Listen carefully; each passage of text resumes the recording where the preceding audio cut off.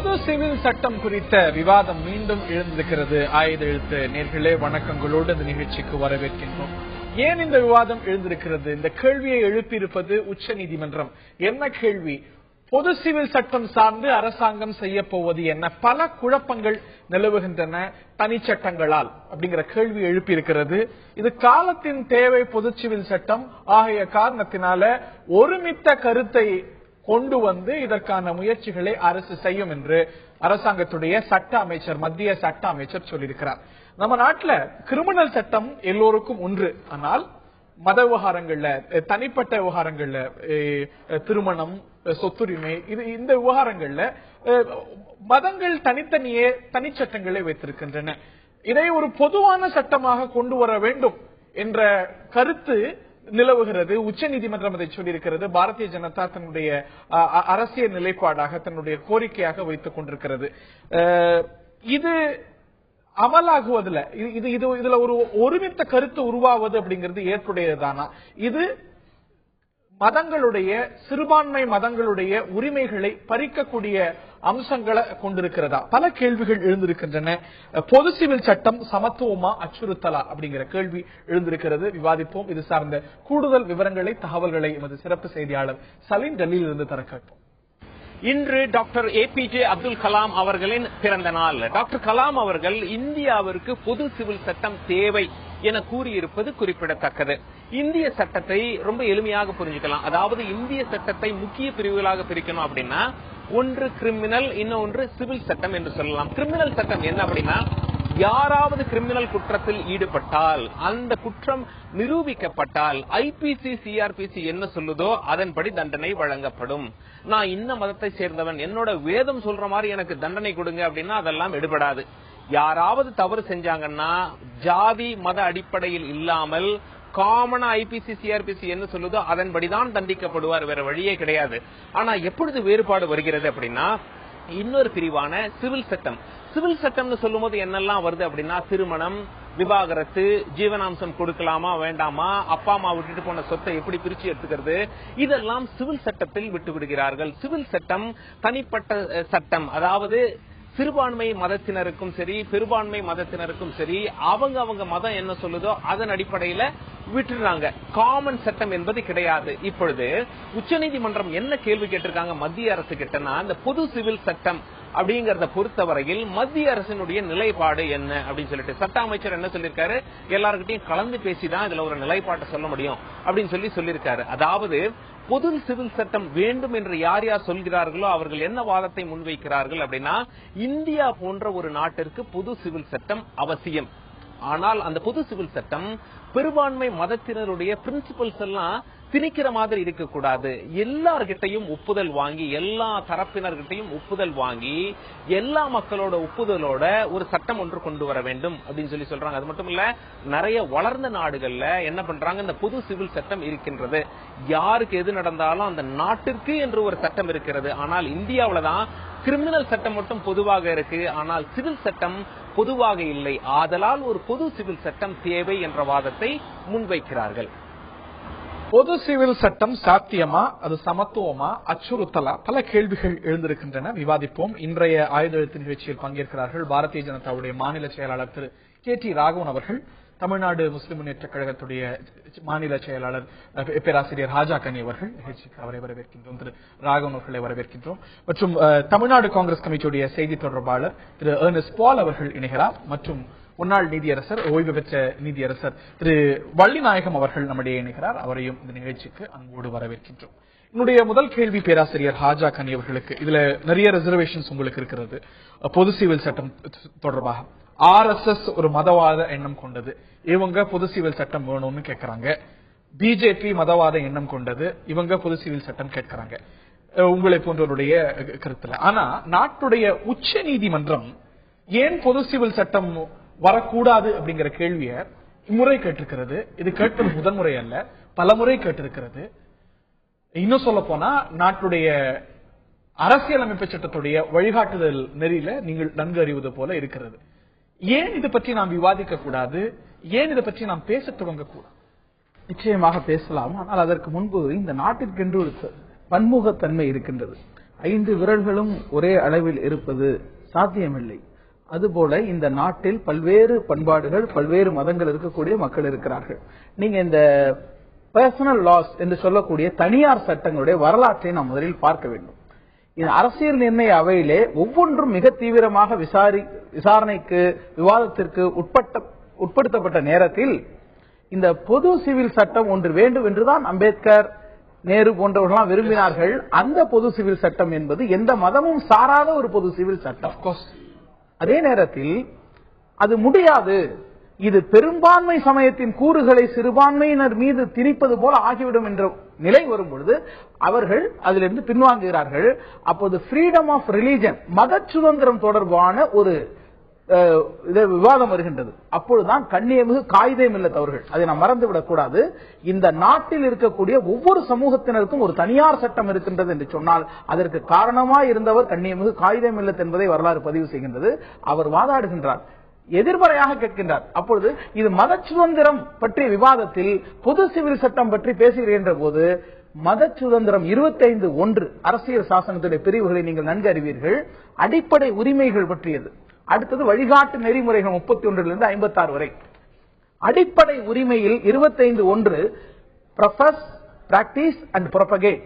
ரிலிஜனை பொறுத்தவரைக்கும் ஒரு மதத்தை ஒருவர் ஏற்க, பின்பற்ற, பரப்ப உரிமை அளிக்கின்றது.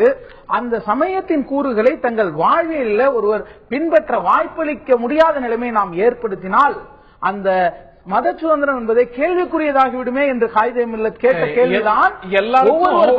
எல்லா மதங்களுக்கும் ஒரு கிரிமினல் சட்டம் இருக்கிறது. கிரிமினல் அம்சங்கள்ல கூட எல்லா மதங்களும் கருத்து கொண்டிருக்கிறது. உதாரணத்துக்கு நீங்கள் நம்பக்கூடிய ஷாரியா சட்டத்துல ஒரு ஒரு நடத்த முரணாக நடக்கக்கூடிய செயலுக்கு கல்லால் அடிக்கலாம் அப்படிங்கிற ஒரு தண்டனை கொடுக்கப்பட்டிருக்கு. அத நம்ம பின்பற்றல. ஒரு பொதுவான கிரிமினல் கோட் இருக்கிறது. அப்படி இருக்கும்பொழுது ஏன் ஒரு பொதுவான சிவில் சட்டம் அனைத்து இந்தியர்களுக்கும், எந்த மதத்தை சார்ந்ததும் இல்ல, அனைத்து இந்தியர்களுக்கும் மதங்களுக்கு அப்பாற்பட்டு இருக்கக்கூடாது? இந்த கேள்வி எழுப்பப்பட்ட அந்த சமயத்துல கருத்தொற்றுமை உருவால. அது வேண்டாம் இந்திய அரசியலமைப்பு சட்டம் சொல்லிடல, வேண்டும்னு சொல்லிருக்கிறது. அதை அமல்படுத்துறதுக்கு பிற்காலத்துக்கு விட்டுருக்கிறது. டைரக்டிவ் பிரின்சிபல்ஸ்ல, வழிகாட்டு நெறியில இந்த நாட்டுக்கு ஒரு பொது சிவில் சட்டம் இருக்கணும்னு அரசியலமைப்பு சட்டம் சொல்கிறது. இந்த லேட்டஸ்ட் ஸ்டேஜ் நீங்கள் மிகச் சரியாக சொல்கிறீர்கள். இதை அரசியலமைப்பினுடைய வழிகாட்டு நெறிமுறைகளில் 44வது பிரிவில் இதை மட்டும் சொல்லவில்லை. அனைவருக்கும் கல்வி என்பதை 41வது பிரிவு ஆகவே இது எல்லாவற்றிலும் இல்லாத முக்கியத்துவத்தை இங்கே கொடுக்கும் பொழுது உச்ச நீதிமன்றம் கேட்பதில் அது முதலில் வரைவெள்ளையில் வருகின்றதா என்பதை மது ஒழிப்பு போராடிட்டு இருக்கோம். மது ஒழிப்பு அரசாங்கத்துடைய கொள்கையாக, அதிகாரப்பூர்வ கொள்கையாக, அமலாக்கத்துக்கு வர வேண்டிய கொள்கை அப்படிங்கறது உங்களுடைய பார்வை. அதே போலத்தானே அரசியலமைப்பு சட்டம் வழிகாட்டு வழிகாட்டு நெறிமுறைக்கும் அடிப்படை உரிமைக்கும் உள்ள வேறுபாட்டை நாம் புரிந்து கொள்ள வேண்டும்.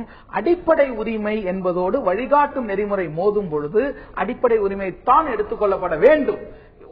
பெண்களுடைய அடிப்படை உரிமைகள் வருகின்றன. கொஞ்சம் இந்த விஷயத்தை கொஞ்சம் நம்ம உணர்ச்சி வசப்படாமல் அறிவுபூர்வமாக அணுக வேண்டிய அவசியம் இருக்கின்றது.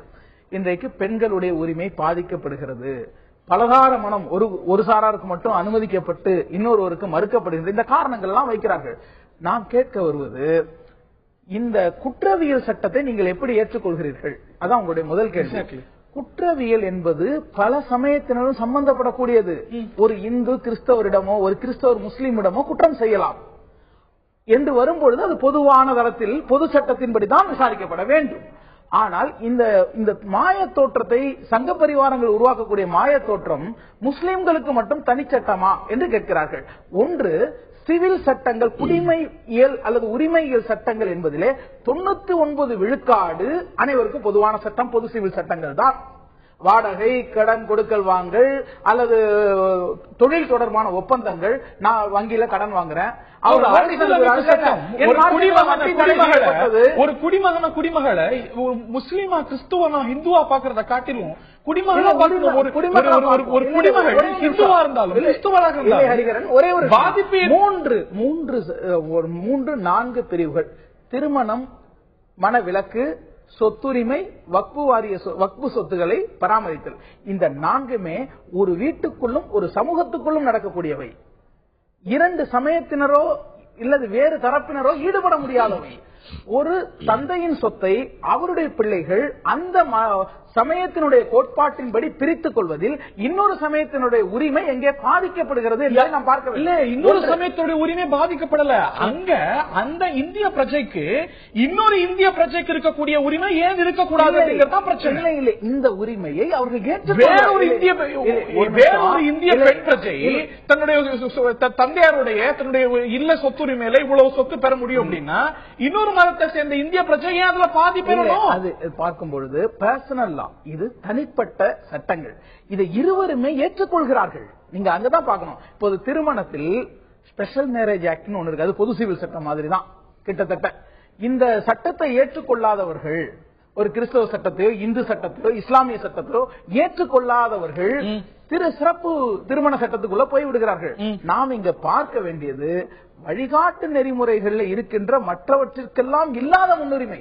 அனைவருக்கும் கல்வி, அனைவருக்கும் வேலை, அனைவருக்கும் உதவி, தடை என்பதை எல்லாம் விட எல்லாவற்றையும் தாண்டி நீங்க விவாதத்தின் தொடக்கத்தில் ஒன்று சொன்னீர்கள், RSS பொது சிவில் சட்டத்தை கோருகிறது என்று. அதை நான் வரலாற்று ரீதியாக மறுக்க முடியும். RSS பிதாமகன் குரு கோல்வால்கர் அவர்கள் என்ன சொல்லியிருக்கிறார்? 1972 ஆகஸ்ட் 20 தீனதயாள் உபாத்யாயா ஆராய்ச்சி கூடத்தை திறந்து வைத்து அவர் சொல்கிறார், இந்திய தேசியத்தின் ஒருமைப்பாட்டுக்கு பொது சிவில் சட்டம் ஒரு கருவி என்பது தவறானது, இயற்கைக்கு விரோதமானது, இது ஏற்றுக்கொள்ளக்கூடாதது என்று அவர் பேசியது மதர்லாந்து பத்திரிகையில் ஆகஸ்ட் 21, 1972 வந்திருக்கு. அவர் பதில் சொல்றார்.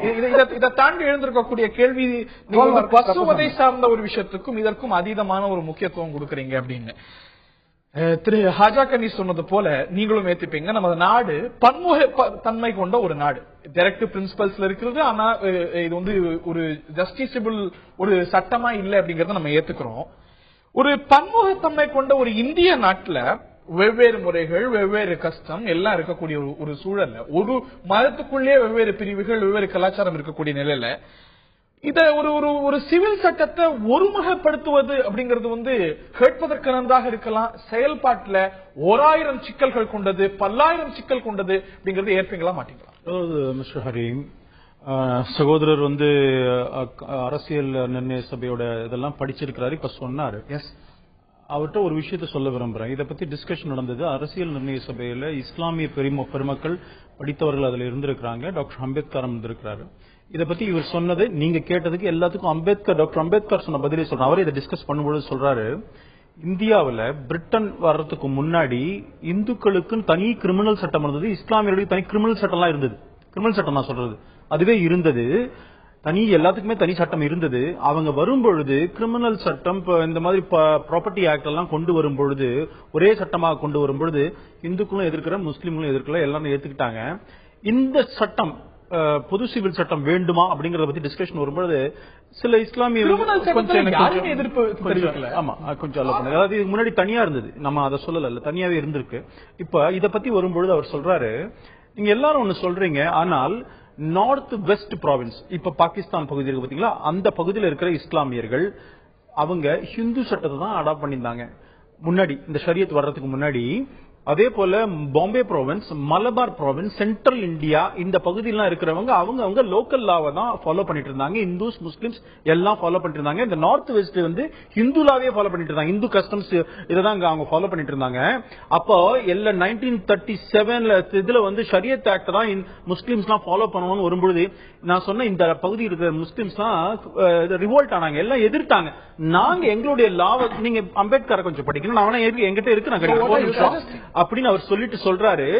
அப்ப ஷரியத் இந்த மாதிரி வரும்போது பிரச்சனைக்கு வந்து பிரிட்டன் என்ன சொன்னாங்கன்னா, பிரிட்டிஷ் கவர்மெண்ட் சரி அப்படிலாம் வேண்டாம், யார் யாருக்கு விருப்பம், இவர் சொன்னார் பாருங்க ஸ்பெஷல் மேரேஜ் ஆக்ட், நீங்க விரும்பினா ஸ்பெஷல் மேரேஜ் ஆக்ட் உள்ள போலாம். நான் ஹிந்து கிறிஸ்டியன் 2 பேர் கல்யாணம் பண்ணா நீங்க you can select that, choose that. அந்த மாதிரி யாரெல்லாம் விருப்பப்படுறாங்களோ முஸ்லிம்ஸ் நான் ஷரியத்தை ஏத்துக்கிறேன்னு வரட்டும், இல்லன்னா விட்டுருங்க, கம்பல்ஷன் இல்லன்னு கொண்டு வந்து இப்படி கொண்டு வந்தாங்க. அதனால முஸ்லிம்களுக்காக தனியா ஐடென்டிட்டி எல்லாம் சொல்லாதீங்க, ஏற்கனவே இப்படித்தான் இருந்தது. இந்தியாவில் இவர் சொன்ன மாதிரி 99% சட்டம் எல்லாருக்கும் ஒன்றாக தான் இருக்கிறது.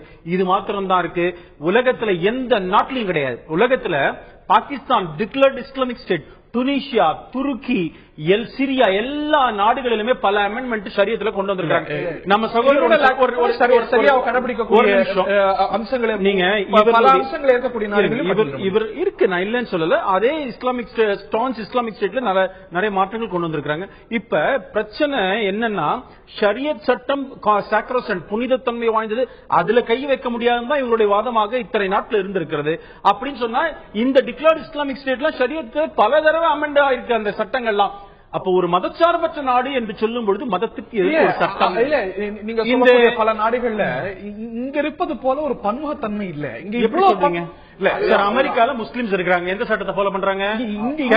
நாங்க ஷரியத் சட்டத்தை தான் ஃபாலோ பண்ண முடியும். அமெரிக்கால ராகவன் போய் நான் ஹிந்து சட்டத்தை ஃபாலோ பண்ண அமெரிக்கா ஏத்துக்குமா? நம்முடைய டைவர்சிட்டி, நம்முடைய பன்முகத்தன்மை அப்படிங்கிறது பல நாடுகள்ல இருக்கக்கூடிய பன்முகத்தன்மையை காட்டிலும் வளமானது. அப்படி இருக்கும் பொழுது நமது ஒரு கலாச்சாரத்துக்குள்ள, ஒரு மதத்துக்குள்ளே 1000 கலாச்சார பிரிவுகள், 1000 முறை பிரிவுகள் இருக்கும் பொழுது இது ஒரு ஹோமோஜனைஸ் பண்ண ஒருமுகப்படுத்தும் பொழுது கேட்பதற்கு நன்றாக இருக்கிறது நம்ம அரசியலமைப்பு சட்டம் சொல்வது. ஆனா சிக்கலான விஷயம் இல்லையா சார்? சிக்கலான இல்ல. ஏன்னா 1937 ஷரியத்துக்கு வர்றதுக்கு முன்னாடி எல்லாரும் லோக்கல்ல தான் ஃபாலோ பண்ணிருக்காங்க. எல்லாரும் இல்ல,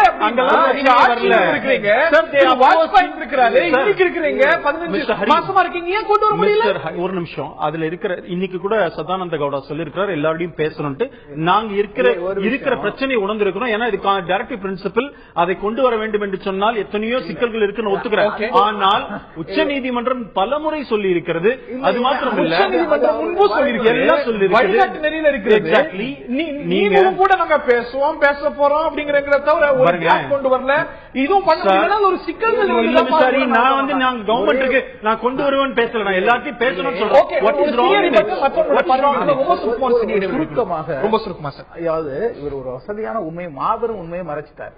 என்னன்னா, ஹிந்துலாவை பின்பற்ற, ஹிந்துலாங்கிறது எப்போது வந்தது? நம்ம அரசியல் சாசனப்படியே ஹிந்து என்பதற்கான வரையறை வித்தியாசமாக இருக்கு. நான் சொல்றேன், அங்க இருக்கக்கூடிய பழக்க வழக்கங்கள் ஒவ்வொரு பகுதிக்கும் இந்திய நாட்டுல வெவ்வேறு இருக்குது. நீங்க நம்மகிட்ட பொதுவா இல்லைங்க.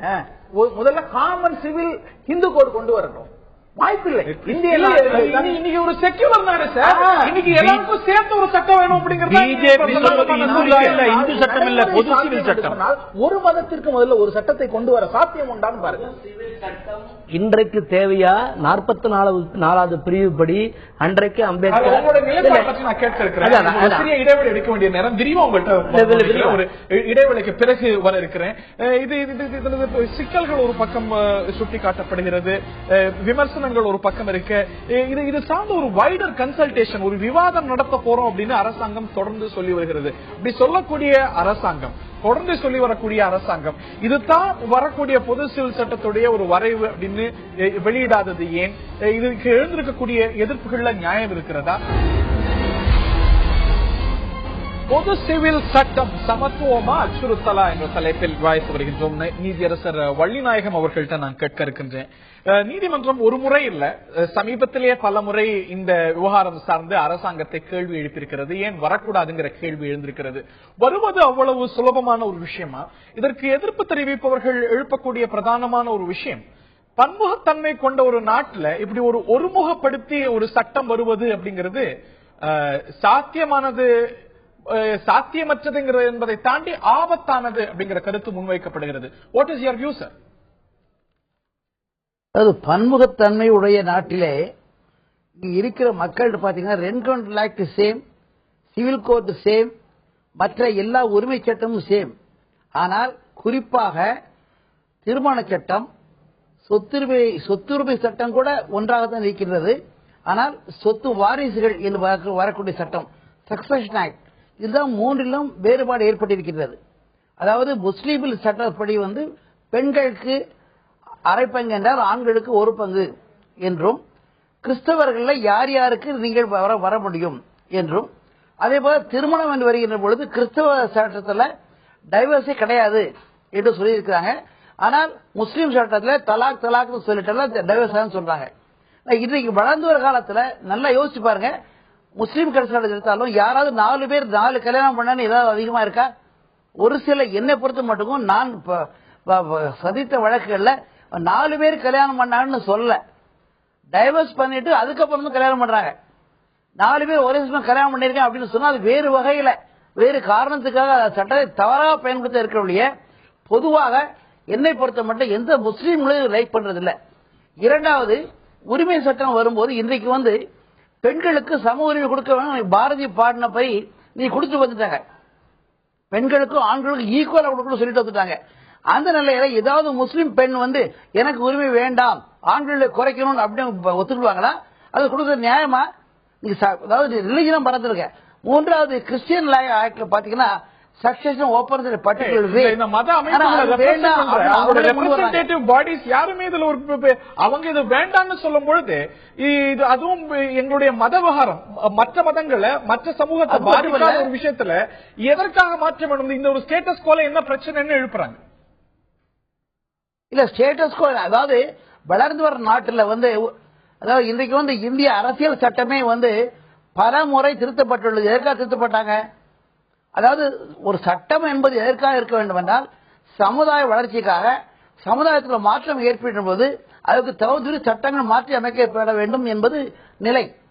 பல அரசுகள் சொல்லியது போல கான்ஸ்டிடியூஷன் பொது சிவில் சட்டம் வேணும்னு சொல்லி பல வருஷங்கள் ஆகுது. பல அரசுகள் வந்திருக்கு.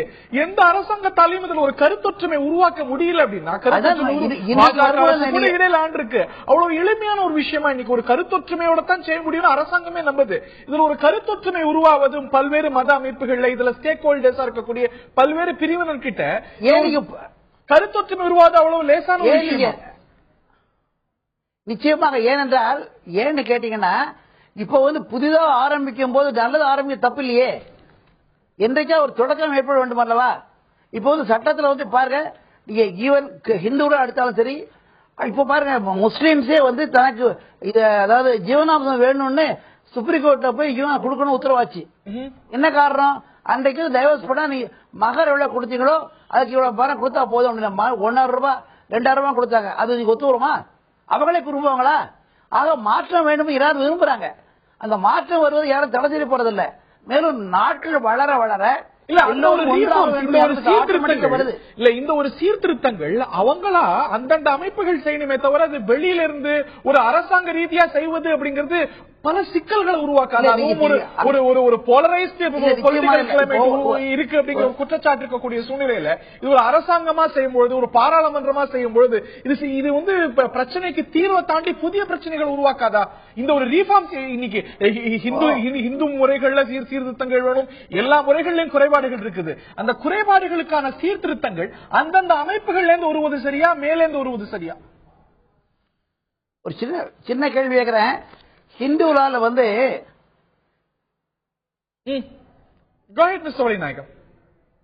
தொடருங்க. அதாவது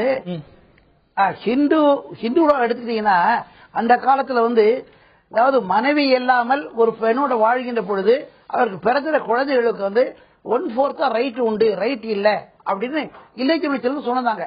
இன்றைக்கு சட்டம் மாறி அந்த குழந்தைக்கு ஈக்குவல் கொடுத்துட்டாங்க.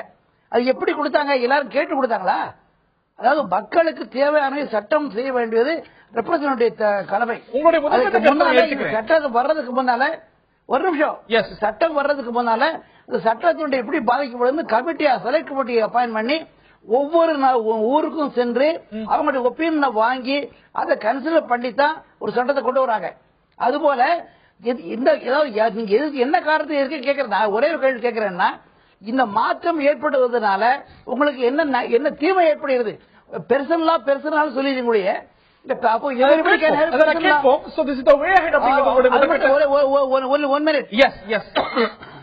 ராவன் சொல்லியது போல அந்த காலத்துல கிரிமினல் லாவே காமனா இல்ல. ஒரு காலத்துக்கு முன்னால criminal law was different from different persons. இப்ப எப்படி கிரிமினல் லா காமன் ஆயிருச்சோ நிச்சயமா சிவில் லா காமன் ஆகலாம். அது வரவேற்கலாம் செய்யணும்னு என்ற ஒப்பீனியன். ரைட் திரு ஜஸ்டிஸ், நான் அடுத்து உங்கள்கிட்ட வரேன். திரு பால் அவர்களுடைய முதற்கட்ட கருத்து கேட்க இருக்கின்றேன். காங்கிரஸ் கட்சி இதுல என்ன நிலைப்பாட்டை கொண்டிருக்கு அப்படின்னு நான் கேட்க விரும்புறேன். பொது சிவில் சட்டத்தை ஏன் அரசாங்கம் கொண்டு வரக்கூடாதுன்னு பலமுறை உச்ச நீதிமன்றம் கேட்டிருக்கிறது, இம்முறையும் கேட்டிருக்கிறது. இதுல காங்கிரஸ் கட்சியுடைய பார்வை என்ன திருப்பால்?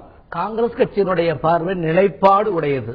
இது எப்படி 44வது பிரிவுப்படி அன்றைக்கு அம்பேத்கர் அவர்கள் இந்த சட்டத்தை எழுதும் பொழுது இந்த தருணத்தில் இப்படிப்பட்டது தேவையில்லை தெளிவாக அம்பேத்கர், பட்டேல் எல்லாரும் உட்கார்ந்து பேசி முடிவு காலத்தின் ஏற்றது அல்ல. பல மதம், பல மொழி, பல இனம், பல கலை, பல கலாச்சாரங்கள் இருக்கின்ற இந்தியாவிலே இப்பொழுது தேவையில்லை.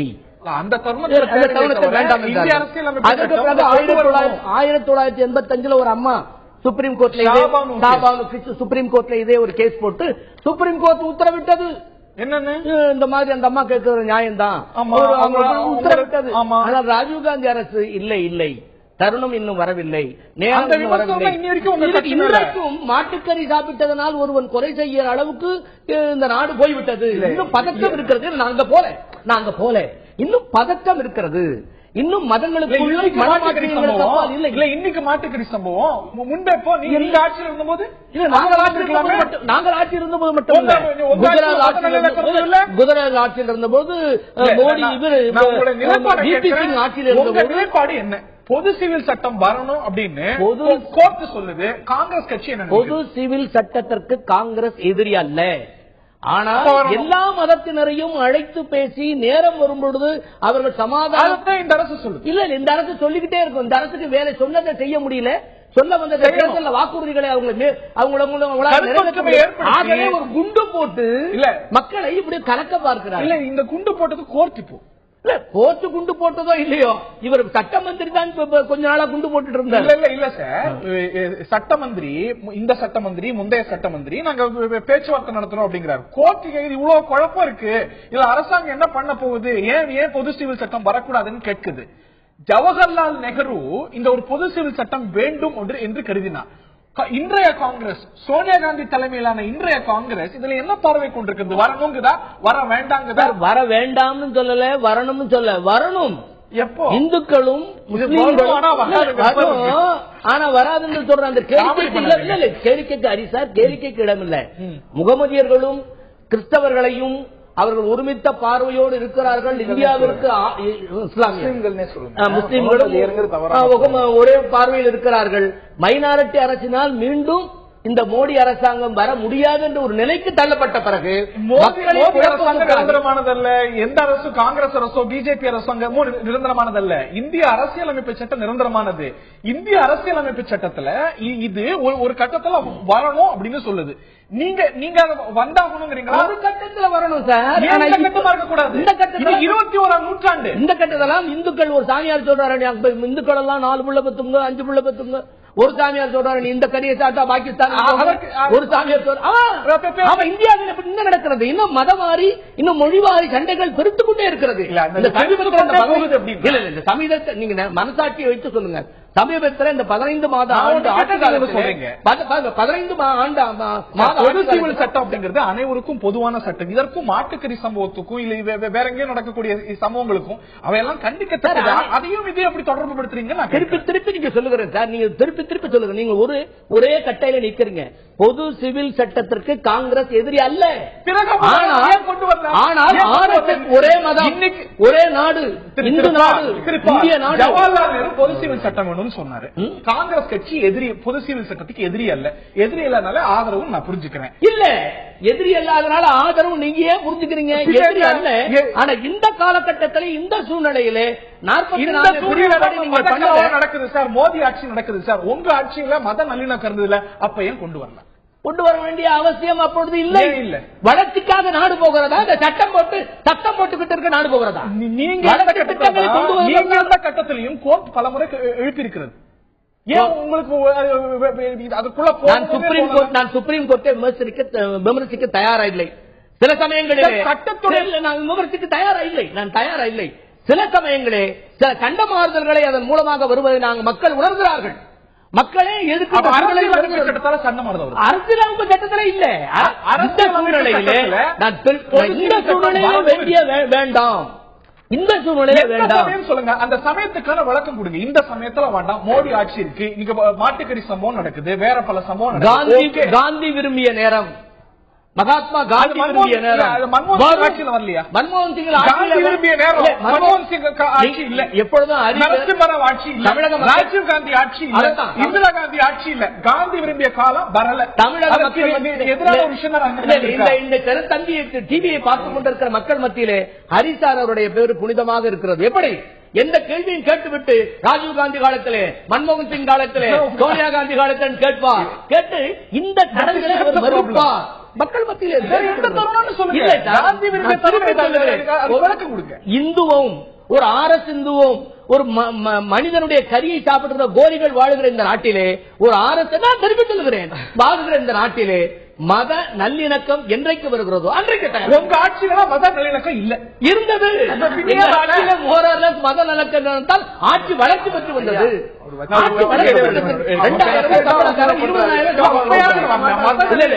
நீங்க பொது சிவில் சட்டத்துக்கு எதிரி இல்ல, சொல்ல முடியாது, சொல்ல முடியும். நீங்க விடையா பேச வேண்டாம், அவர் விடையா பேச வேண்டாம். நீங்க நோக்கம் எதுவாக இருந்தாலும் என்னவென்றால் இங்கே சொல்ல வேண்டிய கருத்து எல்லாம் புறந்தள்ளப்பட்டு விட்டு காங்கிரஸ் காலத்துல காந்தி விரும்பிய காலம் வரவில்லையா, அதல்ல விவாதம். இன்றைக்கு பொது சிவில் சட்டத்திற்கான தேவை எழுந்திருக்கிறதா, அதை யார் சொல்கிறார்கள், என்ன நோக்கத்தில் சொல்கிறார்கள்,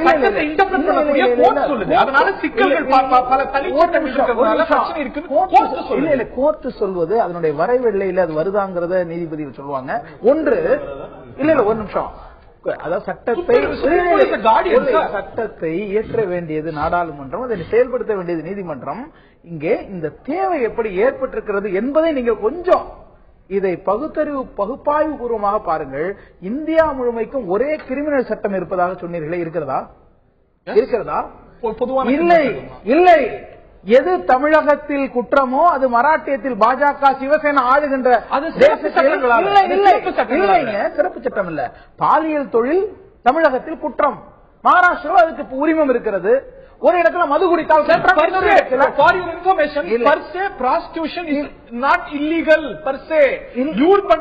ஆர்கனைஸ்டா பிம்பு வச்சு செய்வது, தரக வச்சு செய்வதுதான் இல்லீகல். இது மட்டும் இல்லை, வரி விதிப்பு சென்னையிலும் புதுவையிலும் ஒரே வகையில் எரிபொருட்கள் விற்பதில்லை. அதுபோல மத்திய அரசின் கட்டுப்பாட்டில் இருக்கக்கூடிய இடத்தில் இருக்கக்கூடிய விலைவாசியும் மற்ற மாநிலங்களுக்கு இருக்கக்கூடிய விலைவாசியும் வேறுபாடு இருக்கின்றது. ஆகவே சமமற்ற பல தன்மைகள் இங்கே இருக்கும் பொழுது இதை எப்பொழுதுமே ஒன்றை யார் சொல்கிறார்கள், என்ன நோக்கத்தில்? நீதிமன்றம் ஒரு செக்யூலரான ஒரே மாதிரியான சட்டத்தை அது விரும்புகின்றது. ஆனால் அதற்கான தேவை ஒரு சின்ன விஷயம். ஒரு தருணம் இருக்கிறது. கிரிமினல் சட்டத்துடைய கிரிமினல் மாநிலத்துக்கு மாநிலம் வேறுபாடு இருக்கும் போது ஒரு இடத்துல ஒரு குற்றமா இருக்கக்கூடிய விஷயம் இன்னொரு இடத்துல விலக்கு கொடுக்கும் பொழுது ஏன் இந்த ஒரு வேறுபாடு இந்த ஒரு சிவில் அம்சத்துல தனி அம்சத்துல இருக்கக்கூடாது? அரசியலமைப்பு சட்டமே தள்ளி போட்ட விஷயம் அப்படிங்கிற பார்வை எழுந்திருக்கிறது. இதுல இருக்கக்கூடிய நடைமுறை சிக்கல்கள் சுட்டிக்காட்டப்படுகின்றன. பொது சிவில் சட்டம் சமத்துவமா அச்சுறுத்தலா என்ற தலைப்பில் விவாதித்து வருகின்றோம். பாரதிய ஜனதாவுடைய திரு ராகவன் அவர்கள்ட்ட கேட்க இருக்கின்ற ஒரு தேர்தல் அறிக்கையில இல்ல, தொடர்ந்து பாரதிய ஜனதா பல தேர்தல் அறிக்கையில சொல்லி வருது. ஆட்சிக்கு 15 மாசம் ஆச்சு. முன்பெல்லாம் நீங்க கூட்டணி ஆட்சியில இருந்தீங்க, ஒரு காமன் மினிமம் ப்ரோக்ராம்ல இருந்தீங்க. அந்த மாதிரியான எந்த நிர்பந்தமும் இந்த தனி மெஜாரிட்டி அரசுக்கு கிடையாது. ஆனா 15 மாசமா பொது சிவில் சட்டம் சார்பா சொல்லிட்டே வரீங்க, ஆனா ஒரு துரும்ப கூட கிள்ளி போட ஏன்? சரி பாருங்க, நாங்க எங்களை பொறுத்த வரைக்கும் இப்ப இல்ல, பல தேர்தலில் சொல்லிருக்கோம், முதல்ல இருந்து சொல்லிட்டு இருக்கிறோம். பட் அந்த பொது சிவில் சட்டம் எல்லாருடைய ஒப்புதலோடு வரணும்னு ஆசைப்படுறோம். அதனாலதான் இன்னைக்கு அமைச்சர் சொல்லிருக்கிறாரு we are going to discuss ன்னு சொல்லிருக்கிறாரு. அமைச்சர் இன்னைக்கு சொல்லல, இன்றைய சட்ட அமைச்சர் சதானந்த கவுடா சொல்லிருக்காரு. இதற்கு முன்பு இருந்த ரவிசங்கர் பிரசாத் இவர் சொன்ன அதே தான் சொல்லிருக்காரு. அரசாங்கம் பல நடவடிக்கைகள் ஓபனா பண்ணணும்னு அவர்ல டிஸ்கஷன்ஸ் ஆல்ரெடி வெளிப்படையா நடக்க வேண்டிய ஒரு விஷயம். இருங்க ஒரு நிமிஷம். எங்களுடைய நிலைப்பாடு என்னன்னு எல்லாருக்குமே தெரியும். இது பல கட்டங்கள்ல பேச்சுவார்த்தை நடந்துட்டு தான் இருக்கு, இல்லன்னா சொல்ல முடியாது. இன்னைக்கு சப்ஜெக்ட் வந்ததுனால இப்ப வெளியே சொல்றாரு அமைச்சர் சொல்றாரு. இதுல சம்பந்தப்பட்ட மத அமைப்புகள் பல்வேறு தரப்ப நீங்க கலந்தாலோசிக்கணும். உங்கள்கிட்ட என்ன மாதிரி யாருக்கிட்ட ஒரு நிமிஷம் இப்ப என்ன பேரு யார் யாரெல்லாம் கூப்பிட்டு பேசணும்னு மிஸ்டர் ஹரி cannot decide. ஹரிக்கு சொல்ல வேண்டாம், நாங்க விவாதிக்கப்பட்டிருக்கோம் அப்படின்னு இதுல ரெசர்வேஷன்ஸ் இருக்கக்கூடிய யாருமே சொல்லல நாங்க இதுல வந்து இது வரைக்கும் நடந்திருக்குன்னு எந்த ஒரு ஆதாரமும் கிடையாது, எந்த ஒரு இதுவும் கிடையாது. எங்களோட அல்டிமேட் கோல் இது மாதிரி பொது சிவில் சட்டம் இந்தியாவில் வர வேண்டும் என்பது, அதை நோக்கி போவோம். ஆனா நீங்க வந்து அதுலயே கூட கேட்டீங்க, நீங்க வந்து கடந்த வாஜ்பாய் கவர்மெண்ட் வந்து இப்போ இருந்தது இன்னைக்கு கொண்டு வரல. இதுக்கு சில அதாவது பார்லிமெண்ட்ல இருக்கிற மெஜாரிட்டி பல விஷயங்கள் இருக்கு ஜனநாயகத்தில், அதையும் கூட நாங்க லேண்ட் பில் நினைச்சோம் கொண்டு வர முடியல பிகாஸ் ஆஃப் இது வரைக்கும் தொடர்ந்து பாரதிய ஜனதா கட்சி ஆரம்பிச்சதுல சொல்லிட்டு இதுதான் டிராப்ட் பில், பலர் எதிர்க்கிறாங்க, இதை எதிர்க்கக்கூடிய அவசியம் இல்லைங்கிறீங்க. இதுதான் எங்களுடைய யூனிஃபார்ம் சிவில் கோட், பொது சிவில் சட்டம் அப்படின்னு ஒரு டிராப்ட் இதுவரைக்கும் ஒரு வரைவை இதுவரைக்கும் நீங்க கொண்டு வாங்க. நாங்க சொல்லிருக்கிறோம்ல 1.5 வருஷம் தான் ஆச்சு. 1.5 வருஷம் நான் என்ன சொல்றேன், எங்களுடைய நிலைப்பாடு இது. இதற்கான ஏற்பாடுகள் பேச்சுவார்த்தைகள் அங்கங்க நடந்துட்டு தான் இருக்கு. கொஞ்ச நாள் நீங்களும் தெரிஞ்சுப்பீங்க. அண்டர் கிரவுண்ட் இல்லங்க, யாரு இப்ப இன்னைக்கு மினிஸ்டர் என்ன சொன்னாரோ, மினிஸ்டர் என்ன சொன்னார் இன்னைக்கு சொல்லிருக்கிறாரு, கடந்த காலங்களில் இதை பேசியிருக்கிறோம் நாங்க. அதனால எங்களுடைய நிலைப்பாடை பொறுத்தவரை கொண்டு வரணும். It is not against. பேச்சுவார்த்தை நடந்த அப்புறம் தான் சார் அதெல்லாம் வரும். எதை கொண்டு வரணும் சார்? ஒரு நிமிஷம், டிராப்ட் முதல்ல இல்ல, எல்லாரும் பேசிட்டு அப்புறம் தான் கொண்டு வருவாங்க. நாங்க இப்ப ஒரு டிராப்ட் கொடுத்து அதை வச்சு ஒரு 10 நாள் விவாதம் நடத்திட்டு இருக்க போறீங்க. அதாவதுங்க கன்சென்சஸ் கொண்டு வரணும். விவாதம் ஸ்டேக் ஹோல்டர்ஸோட, நாட் வித் மீடியா. பாருங்க, ஸ்டேக் ஹோல்டர்ஸ்னா எல்லா சமுதாயத்தை சார்ந்தவர்களும் கொண்டு வரணும்னு விரும்புறோம். நீங்க தான் வந்தீங்க போட்டுருங்களேன், சண்டை ஏதாவது எடுத்துருவாங்களா சொல்ல முடியாது. ஒரு பொறுப்பான அரசாங்கம் அப்படி செயல்பட முடியாது. அதை எல்லாரோடையும் கலந்து ஆலோசித்து கொண்டு வரும். 15 மாசமா யார் யாரோட ஆலோசனை நடத்திருக்கீங்க? ரகசியமா? ரகசியம் பாருங்க, இந்த மாதிரி நீங்க பேசக்கூடாது. நான் என்ன சொல்றேன், மத்திய சட்ட அமைச்சகம் இதற்கான ஏற்பாடு. ஏன்னா எங்களுடைய மேனிபெஸ்டோவை இம்ப்ளிமெண்ட் பண்ண வேண்டியது உங்களோட எங்களுக்கு அக்கறை அதிகம், புரியுதா? அதனால அதற்கான ஏற்பாடுகளை செய்து கொண்டிருக்கிறதுன்னு அமைச்சரும் சொல்லியிருக்கிறாரு. இப்போ நான் கண்டினியூஸா பேசுறோம்னு சொல்லியிருக்கிறார் அமைச்சர். அதனால அது ரிசல்ட் வரும்போது வரும். ஆனால் எங்களுடைய பாயிண்ட் என்னன்னா, நீங்க கன்ஃபியூஷன் வராதா? வராது. கோவால பொது சிவில் சட்டம் கோவா மாநிலத்தில் இப்பவும் இருக்கு, கோவால இருக்கு. இந்த போர்ச்சுகல் சட்டம் அது அப்படியே கண்டினியூ ஆயிட்டு இருக்கு, இப்பவும் இருக்கு. அதனால இந்த பொது சிவில் சட்டம்ன்றது இந்து சட்டம் அல்ல, இஸ்லாமிய சட்டம் அல்ல, கிறிஸ்துவ சட்டம் அல்ல. வருது. நான் திரு வள்ளிநாயகம் அவர்கள்ட்ட கேட்க வரும்போது, இங்க ஒவ்வொரு மதத்துக்கும் தனி விவகாரங்கள்ல ஒவ்வொரு பார்வை இருக்கு, அதற்கு பின்னாடி வெவ்வேறு காரணங்கள் வைக்கப்படுவது. இன்னைக்கு இதை எதிர்ப்பு தெரிவிக்கிறவங்க சொல்லக்கூடிய ஒரு விஷயம், பொது சிவில் சட்டம் என்ற பெயரில் ஒரு ஹிந்து சிவில் சட்டம் வந்துருமோ அப்படிங்கிற அச்சத்தை எழுப்புறாங்க. Your views on that, sir? Thiru Vallinayagam, justice. இல்ல, அதாவது முதல்ல ஒன்று தெளிவுபடுத்த விரும்புறேன். திரு கனி அவர்கள் வந்து சட்டங்கள் கிரிமினல் சட்டத்திலேயே மாநிலத்துக்கு மாநிலம் மாறுபாடு ஏற்படுகிறது பேசுறார். அது தவறான ஒரு அண்டர்ஸ்டாண்டிங். ஏனென்றால் சாதாரணமாக ஒவ்வொரு, அதாவது central act, state act, 2 act இருக்கு. Central act is applicable to entire country. Now uniform civil code பேசும்போது it is applicable to entire country. அதை முதல்ல புரிஞ்சுக்கிடணும். ஸ்டேட் ஆக்ட்ல வந்து ப்ராஸ்டியூஷன் தனி ஆக்ட் இருக்கு, மகாராஷ்டிரால இல்ல, அஸ்ஸாமில் என்ன சொன்னா அந்தந்த நாட்டுல அந்தந்த சட்டத்துல அந்தந்த சட்டசபையில அது பாஸ் ஆன ஆக்ட். மாநிலத்துக்கு மாநிலம் சூழலும் தேவைகளும் மாறுபடுவது போல மதத்துக்கு மதம் இந்த மாதிரியான ரேஷனல் ஒரு நிமிஷம் இருக்கு. இப்போ டிரான்ஸ்பர் ப்ராப்பர்ட்டி ஆக்ட், ஒரு நிமிஷம் சார், டிரான்ஸ்பர் ப்ராப்பர்ட்டி ஆக்ட் இருக்கு. அதாவது சொத்து பரிமாற்ற சட்டம் உங்களுக்கு தெரியும் நினைக்கிறேன். சட்ட சொத்து பரிமாற்ற சட்டம், transfer property act, it is applicable to the entire country, not to Tamil Nadu, not to Assam. Please understand that.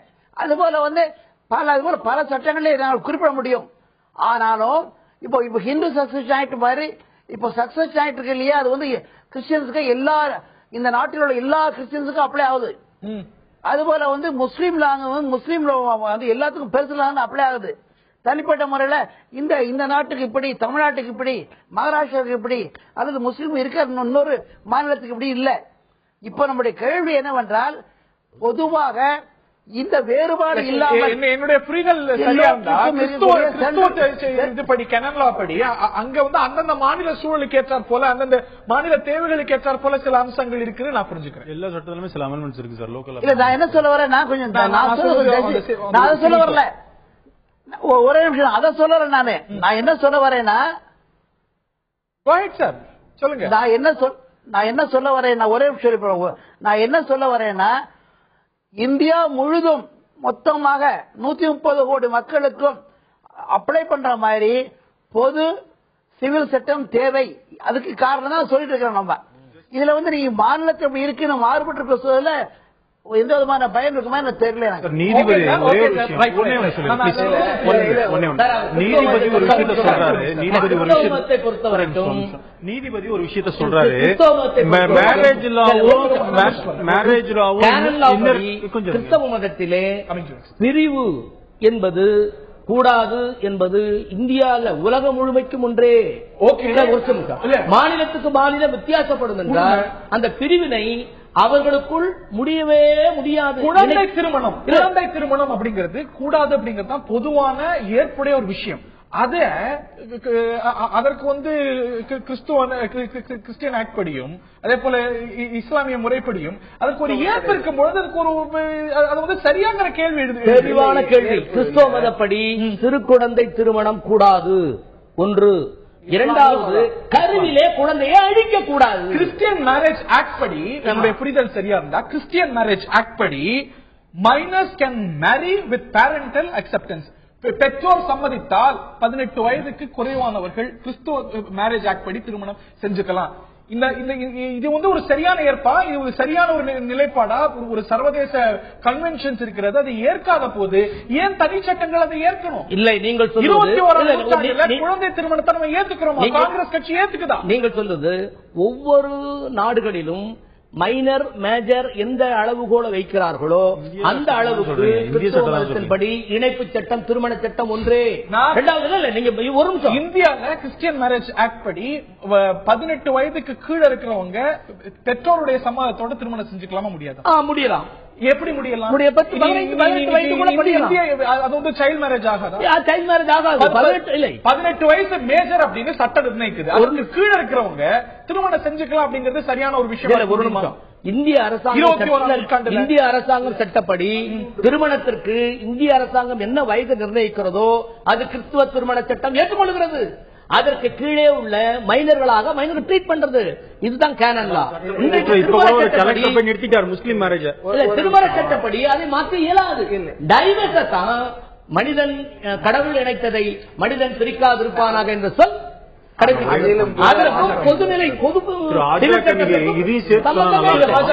இந்தியாவில் நீங்க வந்து வாரிசுரிமை சார் கல்வி சார் ஒரு ஹிந்து இதுக்கு சொல்ற ஒரு ஹிந்து பள்ளிக்கூடம் ஆரம்பிக்கணும்னா அவன் எவ்வளவு தொல்லைகள் எவ்வளவு டெபாசிட் பண்ணணும் தெரியுமா கவர்மெண்ட்டுக்கு? ஆனா ஒரு மைனாரிட்டி சமுதாயத்தை வந்து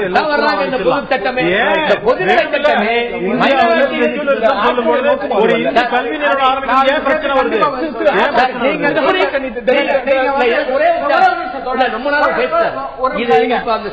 முக்கியமான கேள்வி சொல்ல வைத்தார்களா என்று சந்தேகிக்க மைனாரிட்டிகளை அடக்க பார்க்கிறதுக்காக இவர் துடிக்க பார்க்கிறார்.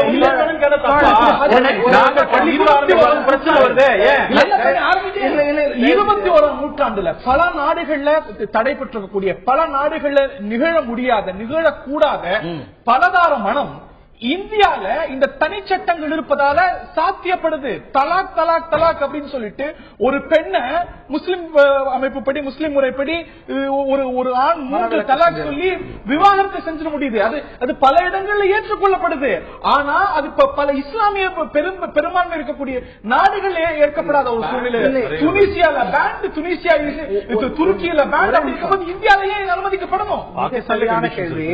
நீங்க அதுக்கு முன்னாடி ஒரு கோரிக்கை தோழர் ஒரு கேள்வி கூடுதலா வச்சிருக்காரு. அவர் நேரத்துல இருந்து கொஞ்சம் எனக்கு எடுத்து கொடுத்துருங்க.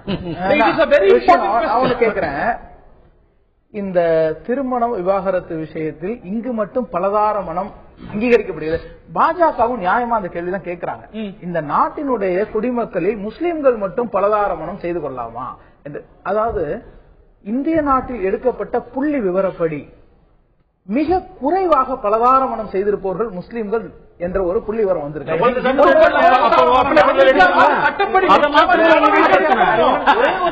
சொல்லி முடிச்ச பிறகு நீங்க எந்த கேள்வியும் கேளுங்க. அப்படி பலதார மனத்தை எதிர்த்து தான் இவர்கள் செய்கிறார் என்று சொன்னால் இந்த லோக்கல் சண்டை இவங்களுடைய டெமோக்ரசி இருக்கா, ஹிப்போக்ரசி இருக்கா?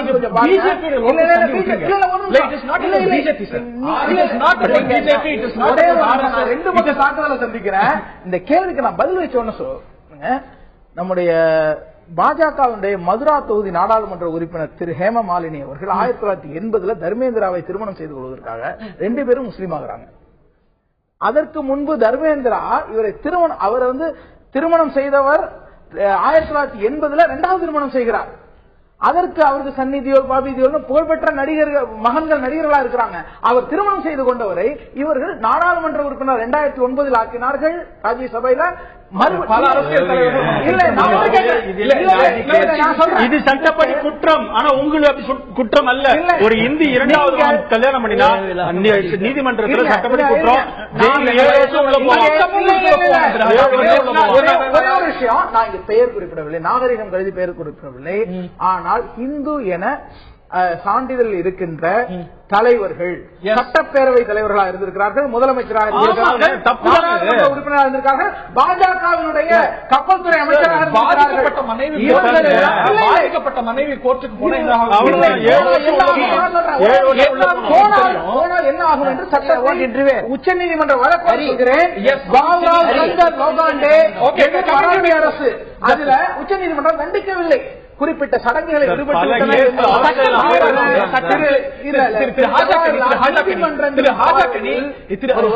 பல நாடுகள்ல பலதார மனம் அப்படிங்கிறது அநேகமான நாடுகள்ல இல்லை. பலதார மனம் இருக்கிறதா? பலதார மனம் என்பது இந்தியாவில் இல்லாமல் இருந்ததா? நீங்க வரலாறுகளை இருக்கக்கூடாது யார் எடுக்க வேண்டிய முடிவு? இல்ல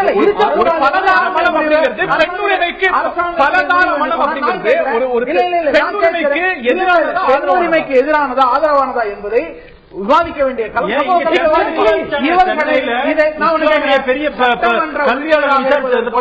நாடாளுமன்ற உறுப்பினராக இருப்பதற்கோ இந்த சட்டம் ஏன் தடையாக இல்லை? இந்துக்கள் பாதிக்கப்பட்ட பெண் கோர்ட்டுக்கு தண்டனை இல்லையே. நான் 5 கேஸ் சொல்றேன். சுரேஷ் சந்திர பிரியா இது 15 வழக்குகள் இங்க நான் இங்க சான்று தருகிறேன். உச்ச நீதிமன்றத்தில் பெண்கள் உச்ச நீதிமன்றத்துக்கு போய் ஒரே நிமிஷம் ஜஸ்டிஸ் எஸ் ஒரே நிமிஷம் வரேன் ஜஸ்டிஸ் அதாவது திரு கனி அவர்கள் இந்த விவாதத்திற்கு அவரே ஒத்துக்கொள்கிறார். என்ன சொல்கிறார் என்றால் முஸ்லீமாக மாறி ஒரு இந்து 2 முறை கல்யாணம் பண்ணிடலாம் அப்படின்னா ஆக முஸ்லீம் இடத்துக்கு இடம் இருக்கதானே இந்த அட்வான்டேஜ் இருக்கிறாங்க இருக்கு. ஆக அதை தடுக்க வேண்டும் என்பது இல்லையா? தர்மம் இல்லையா?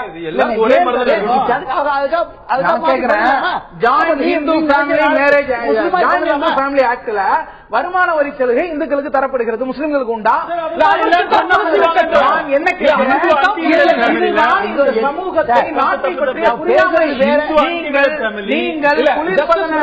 உட்கார்ந்து கொண்டு இதை முடிவு செய்ய முடியாது.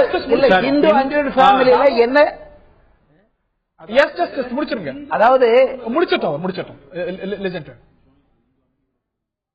நான் சொல்வது ஒன்று, அதாவது எந்த ஒரு சட்டத்தின் மூலமாக இதுபோல் ஒரு மதத்தினுடைய வழக்கத்தை மாற்றி சட்டத்தை மீற முடியும் நிலை ஏற்படுமோ அந்த நிலையினை ஒடுக்குவதற்காகத்தான் பொது சிவில் சட்டம் என்று வந்திருக்கிறது. ஒன்று. இரண்டாவது, பொது சட்டம் வர்றதுனால இந்த நாட்டிலே எல்லாருடைய ஒப்புதலை கேட்டுக்கொண்டு நிச்சயமாக மக்கள் நன்றாக வாழ வேண்டுமானால் இதுவரை மதத்தை தவறாக பயன்படுத்தி கொண்டு ஒன்னு. இரண்டாவது அவர் கிறிஸ்டியன் சொன்னாரு, கிறிஸ்டியன் லா அமெண்ட் பண்ணிட்டாங்க. அமெண்ட் பண்ணி கிறிஸ்டியன் லால டைவர்ஸ் இன்ட்ரோடியூஸ். ஆக எல்லாவற்றையும் கொஞ்சம் கொஞ்சமா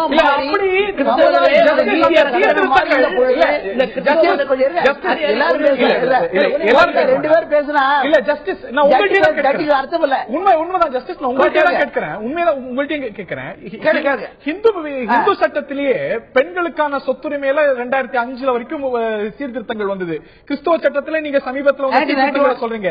இந்த சீர்திருத்தங்கள் அங்கேந்து வரும்போது, உள்ளேந்து வரும்போது, ஒரு பீரியட் ஆஃப் டைம் வரும்போது தானே அந்த ஒரு டிரான்சிஷன் ஸ்மூத்தா இருக்கும். மாறாக மேலிருந்து ஒரு அரசாங்கம் ஒரு பொது சட்டத்தை திணிக்குமானால் அது ஒரு சிக்கலுக்குள் உள்ளாகக்கூடிய பல பிரச்சனைகளை சேர்த்து கொண்டு வரக்கூடிய ஒரு விஷயமா இருக்காதா அப்படிங்கறதா எழக்கூடிய ரிசர்வேஷன். இல்ல இல்ல, நீ ஆன்சர் பண்ற. I will answer that. Yes. அதாவது நீங்க உங்களுடைய பிரச்சனைக்கு தீர்வு தான் நீங்க கேக்குறீங்க பாத்தீங்களா. ஒரு பிரச்சனை ஏற்படுகிறது என்று அந்த பிரச்சனைக்கு தீர்வு காலங்கடந்து வந்தாலும் அந்த தீர்வு நிச்சயமாக மக்களுக்காக பயன்படுத்தப்படும். அந்த தீர்வு இருக்கணும்ல. அதாவது சுமமா இருக்கு, எப்படி சும்மா இல்லாம இருக்க முடியும்? எந்த வேற கஷ்டம் சொல்லுங்க, யார் கஷ்டம் சொல்லுங்க. இப்ப இதற்கு பொது சிவில் சட்டத்துக்கு எதிர்ப்பு எழுது. நீங்க சொல்லக்கூடிய சீர்திருத்தங்கள் அங்கிருந்து வரும்பொழுது அங்க வரக்கூடிய ஒரு அமைப்புகள், கோரிக்கைகள், இந்த ஒரு ரீஃபார்ம்ஸ் அந்தந்த மத சட்டங்கள்ல தானா நடக்கும்போது அது சிக்கல் இல்லாம இருக்கும். எது எது குறைபாடுகள் சுட்டி காட்டப்படுதோ அந்த குறைபாடுகள் அந்தந்த மத அமைப்புகள்ல இருந்து வரும்பொழுது அது ஸ்மூத்தா இருக்காது அந்த டிரான்சிஷன். அப்படி பார்த்தீங்கன்னா நிச்சயமாக அந்த மதம் நீங்க எதை எதிர்பார்க்கறீங்கன்னா, நீங்க எதிர்பார்க்க என்னன்னு கேட்டீங்கன்னா, அந்த மத சம்பந்தப்பட்ட, அதாவது மத ஈடுபாடு உள்ள மக்கள் மனம் மாறி இது போல பொது வேண்டும் என்று வரும் நினைச்சீங்கன்னா அது நிச்சயமா நடக்காது. ஏன்னா அவங்களுக்கு டைவர்ஸ் கிடைக்குதுன்னு சொல்றோம். அதுல பாகிஸ்தான்ல கடுமையான கட்டுப்பாடுகள் கொண்டு வரப்பட்டிருக்கிறது. பல இஸ்லாமிய பெரும்பான்மை நாடுகள்ல கொண்டு வரப்பட்டிருக்கிறது. காலப்போக்கில் அங்க கொண்டு வரப்பட்டது போல இந்தியாவிலையும் அந்த மாற்றங்கள் அங்கங்க அந்த மத அமைப்புகள்ல இருந்து வருமானால் அது சிக்கல் இல்லாம போகுது. பாகிஸ்தான்ல 1961 கொண்டு வந்துட்டாங்க. அப்பவே வந்துச்சு, இப்ப இல்ல, அப்பவே வந்துச்சு reforms. Talaq talaq talaq. I take your point justice, I take your point. நேரம் ரொம்ப குறைவா இருக்கு. கேரளால வாட்ஸ்அப் மூலமாக திருமணமான மனைவிக்கு தலாக் தலாக் தலாக்னு சொல்லிட்டு வாட்ஸ்அப் மூலமா கொடுத்து ஒரு விவாகரத்து அவ்வளவு எளிமையா நடக்குது. ஒரு பெண், ஒரு இஸ்லாமிய பெண் விவாகரத்து செய்யணும்னா எவ்வளவு கடுமை அப்படிங்கிறது உங்களுக்கு நன்கு தெரியும். பலதார மனம் இருக்கு. இந்த குறைபாடுகள் களையப்பட வேண்டியதா இல்லையா? மிக சரியான ஒரு புள்ளியில நீங்க தொட்டிருக்கீங்க. ஒரு முட்டை வெளியிலிருந்து உடைக்கப்பட்டா உள்ள விளைவும், உள்ளிருந்து உடைக்கப்பட்டால் வருகின்ற விளைவும் நம்ம அறிஞ்சிருக்கோம். உள்ளிருந்து வந்தால் ஒரு உயிர் வருகிறது, வெளியிருந்து போனா அது ஆம்லெட் ஆயிடுது. மாற்றம் என்பது எங்கிருந்து வர வேண்டும்? இந்த பெண்களுக்கு எதிரான அநீதிகள் மதத்தின் பெயரால் இழைக்கப்பட்டதா இல்லையா என்றால் இழைக்கப்பட்டன. அதை மாற்றுவதற்கு இப்போ எங்களுடைய கண்டிப்பாக இந்த எழுச்சிக்காக, இந்த விழிப்புணர்வுக்காக பிரச்சாரம் தோழர் வந்து அது நடக்காதுங்கிறாரு. நான் என்ன சொல்கிறேன், இங்கே உள்ளே ஒரு மாற்றங்கள் நீங்க ஒண்ணு புரிஞ்சுக்கணும். பெண்களுக்கு ஆன்மா இருக்கிறதா இல்லையா என்று வாதம் நடந்த நாடு இது.